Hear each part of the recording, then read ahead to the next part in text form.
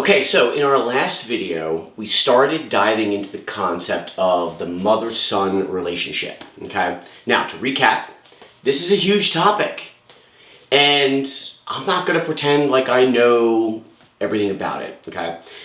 I do know some things about it, partly because I've lived it, okay? Now, I have lived my own personal experience, so I can share about my own personal experience, and then I can also talk about other things that exist, okay? So, as you're watching this video, sometimes I'm going to be talking about myself and referencing some examples because I feel that's a necessary for a person watching to be able to take these emotional principles and concepts and how do I fit them into my own life? How do I start breaking down what's really going on inside of me, okay? So I'm going to share some of my own experiences and realizations to get you to understand how deep this stuff really goes, okay? That being said, not everything I'm going to say here is going to cover the whole range, right? So, when things have happened to me and I'm talking about that, I'll also highlight the inverse or the non-loving component of that, okay? And then in the future, we may discuss mother-daughter, father-son, father-daughter relationships, okay? So, we left our last video talking about how when a mother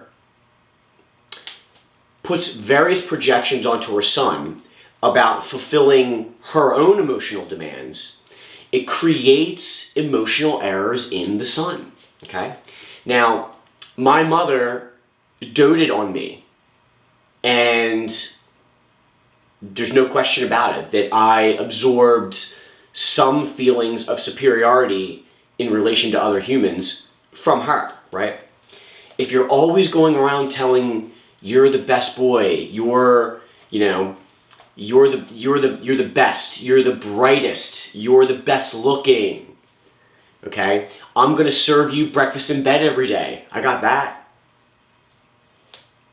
I'm going to clean up after you. I'm going to cook for you. Okay? All these kinds of things.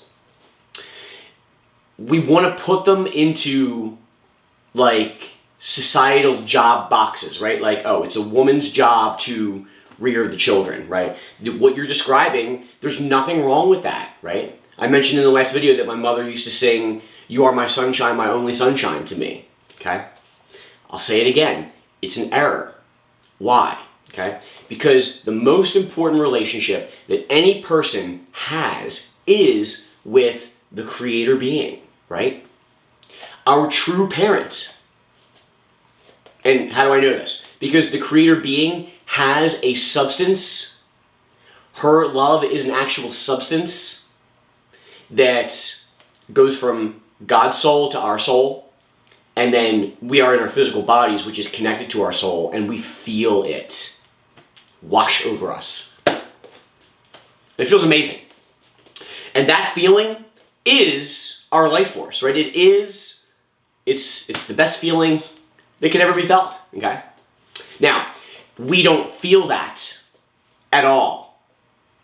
And that's where we get into our addictions, okay? So, like, if I have been taught that I am superior to everyone, right? And that women need to fulfill my demands, I'm in heavy, heavy addiction. And why, right? Because the addiction covers my fear, and the fear covers my grief or sadness, okay? Now, why? Well, because our parents don't know about the Creator. Even if they say they do, they don't. Because if they really did, they would teach you this information. Okay? If they really knew about the Creator, they would show you how you have the ability to communicate with Him.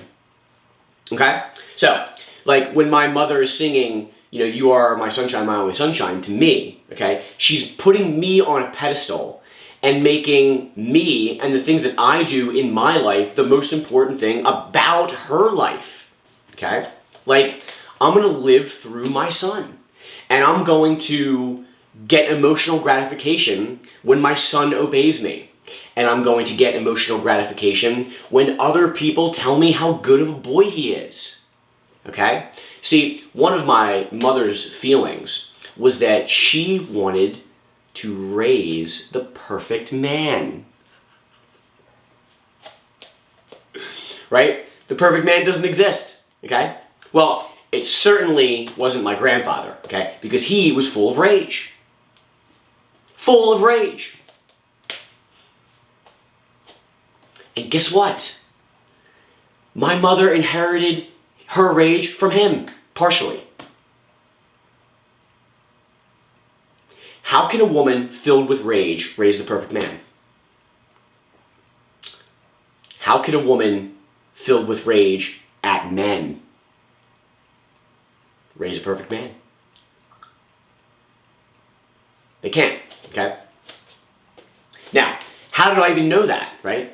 Because, like, let's say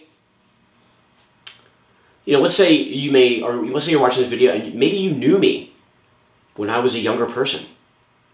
Maybe you even knew my mom.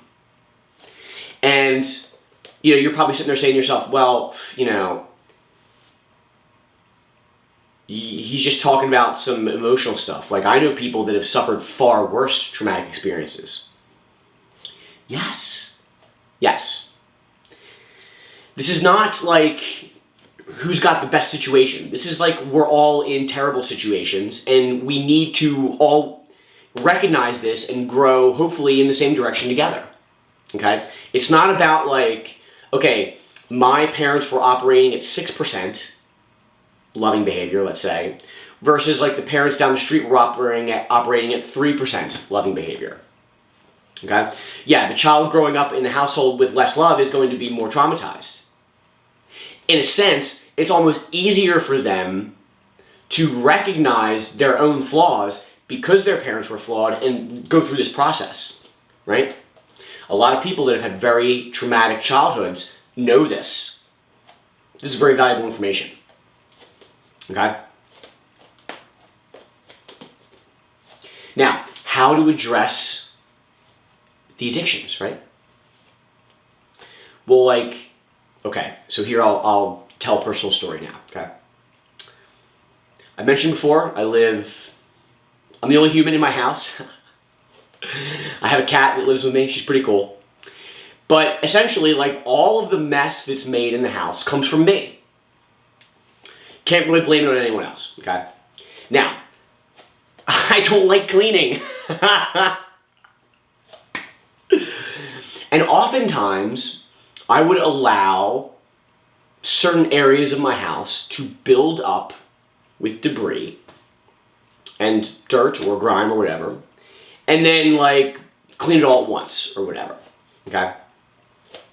Now, of course, that's not really the healthiest way to do it, because I'm rather than staying on top of cleaning everything that I use as I use it, I'm creating far more work for myself, right?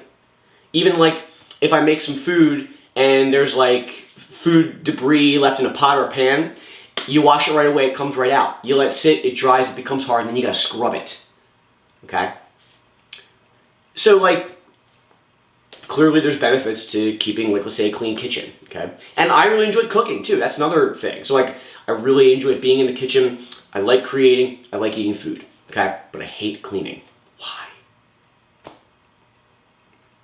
Why? Racking my brain, trying to figure out why I hate cleaning so much. Why can't I get into it? I put on music. I smoke cannabis. Whatever. I hate it. And then I started realizing, I never had to clean anything when I was a kid. And then when my Earth mother died from her cancer, actually her radiation poisoning, then it went from, well, now no one's cleaning up or cooking for me. and now I got to do everything myself. I mean, Earth Father's around, but, he did not dote on me like my Earth Mother did. So not only is it a shock to my system when my mother's no longer in a physical body, but in a sense, she has left me completely defenseless and helpless because she's done everything for me. And like you might be saying to yourself, like, hey, what are you complaining about? Well, she would only do things that fit into her parameters of acceptable behavior. So anything that I wanted to do, I had to ask myself, is this going to enrage my mother? Because if it is, I'm just not going to do it, right? Remember I said earlier she was filled with rage? Okay. So, she dies from cancer, okay? And I think my mother's lovely, okay? And everyone's been telling me my mother's a lovely person. And I've been receiving this excellent treatment by my mother, so I think, okay? All right, well, she's gone now, and now it's like, big time I'm gonna fend for myself, all right? Now, years later, I find myself like, I hate cleaning and this and that. Okay, what's going on here? I started investigating the body and learning about how we're made and how our bodies work, okay?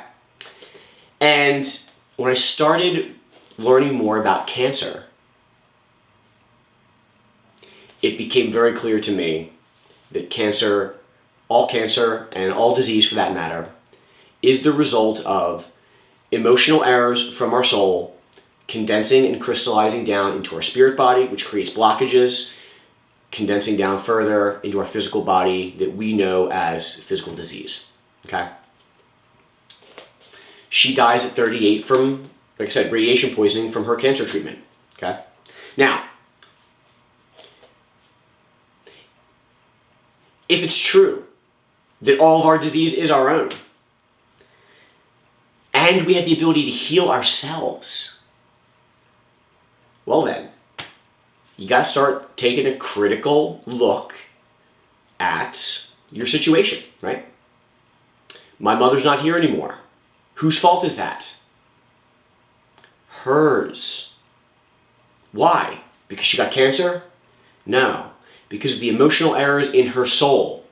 They were out of harmony with love in a significant way that ultimately metastasized into her physical disease.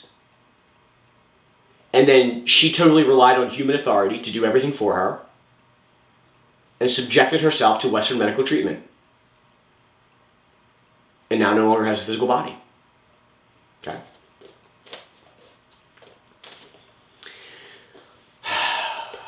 Until I started learning the concept of how the Creator views disease, I was in denial about my own upbringing. When I realized my mother's cancer was her fault, her disease, her responsibility, and that actually in the spirit world, she still even has her cancer. So it doesn't go away, okay? Just because you die, just because you leave your physical body, doesn't mean anything changes. You're still in your spirit body. So then for me, it's like, what?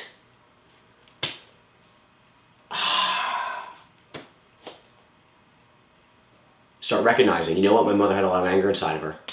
Makes sense. Some of these things start making sense. Right? You have these. You start working through these emotions. You start uncovering things. There was this time when I wanted to say this, but I felt emotionally pressured by her to not say it. Or I wanted to do this, but I know she didn't want me to do it. And so, why bother angering her? Because it's only going to hurt me, right? So just be cool.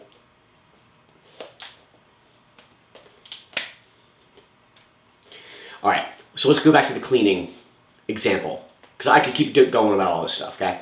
But, and it's important to understand how this works, but now that you recognize, all right, there's these things, how do I get rid of them, all right?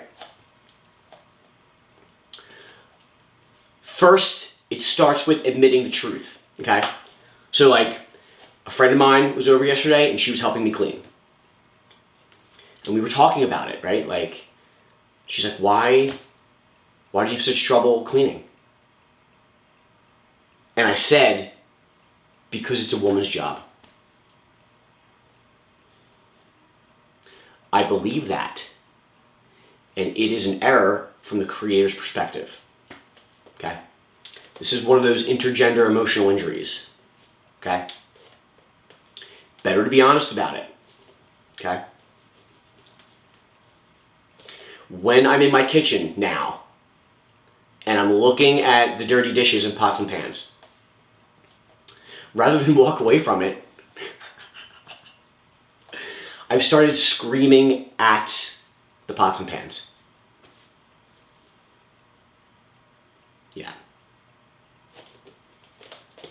Expressing my anger in a general way. Because remember, if I'm not doing anything, what am I really doing?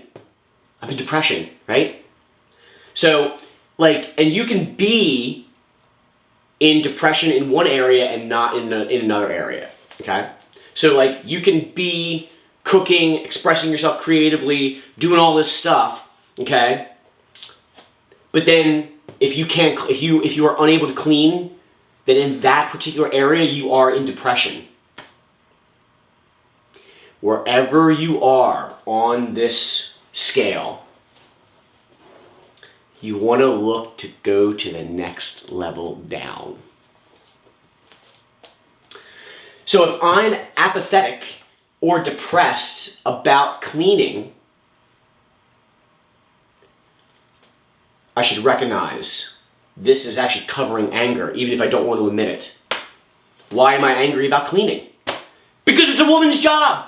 Am I a woman? No. Why isn't a woman here to do this, you know? Okay? So that's what I'm talking about.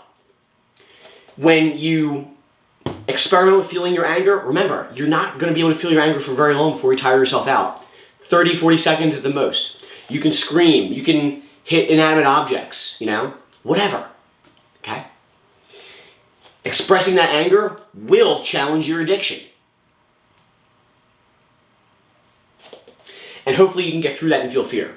So if there's no woman, so again, in this situation, if there's no woman who will help you clean, you can feel that, you know, maybe you feel like no one's going to help you. Or you feel like you can't do something because you don't know how. Okay? Those are cover emotions that are keeping us from feeling our fear. Okay? If you're able to feel out your anger and challenge your own addictions about why you feel this way, well, a woman always cared for me, so I never had to care for myself. I don't know how to do it. That's an addiction, making an excuse for yourself. Okay? Then you can start to feel your fear. As you work through your fear, and again, this may not be all in one shot. Okay? This is a process.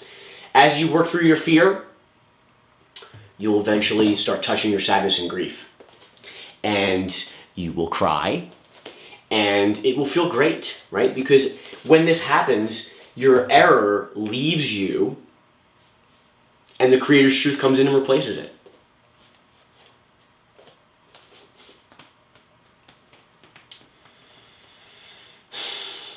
Okay, so there's so much more to be said about this, okay?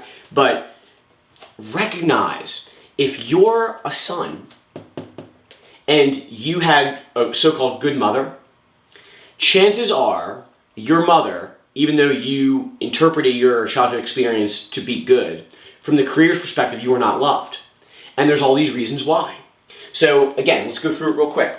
There is a connection to creation, both physical and non-physical. So there is a special kind of relationship between mother and son that father and son do not really share.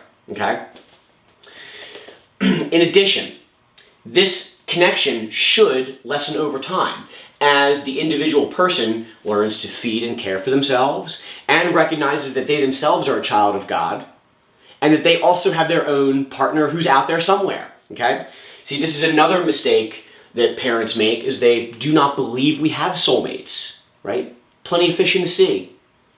Go find someone else to meet your addictions. So that's another error that we learn, okay, from them, that we can just go get any other person to meet our emotional addictions because the mother will continue to meet the son's addictions and vice versa. So if the mother is not getting her emotional fulfillment from her partner, then she gets to train her son to provide emotional approval to her, okay? Which is exactly what my mother did to me. So when I'm laying in bed and she brings me breakfast in bed and turns on my TV so I can watch the cartoons before school, I'm like, this is fucking great, man. Yes. My mom is bringing me breakfast in bed. This is the best mom ever. Best mom ever, right? Error. Total error, okay? In addition, emotional absorption happens, right? So, we talked about it from conception on, okay? So, however the mother feels about the son, you know, males protect females, okay? Like, my son is going to grow up and protect me when I'm old and infirm, okay? My son is going to have a great job. He's going to go out in the world and make me proud, okay? Remember, what's pride? Inflated sense of self. Pride's not a good thing, folks, okay? Some spirits disagree with me on that one. All right? Which means there's a heap of mother's projections onto the son, okay? You are the light of my life.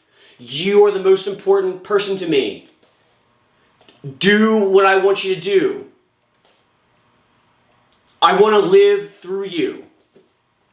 And in turn, aren't I the best mother, giving you everything that you want? Okay. Mothers train sons to fulfill their emotional demands. Okay? That's what this whole thing has been about. Now, from the son's perspective, and the mother's perspective too, wherever you recognize you are on the scale, look to go the next level down. Okay? Again, in my example about the cleaning, you're apathetic about cleaning. You don't like it. Admit that you got anger about it. Ah! Why do you have anger about it? Because it's a woman's job. That's an emotional addiction.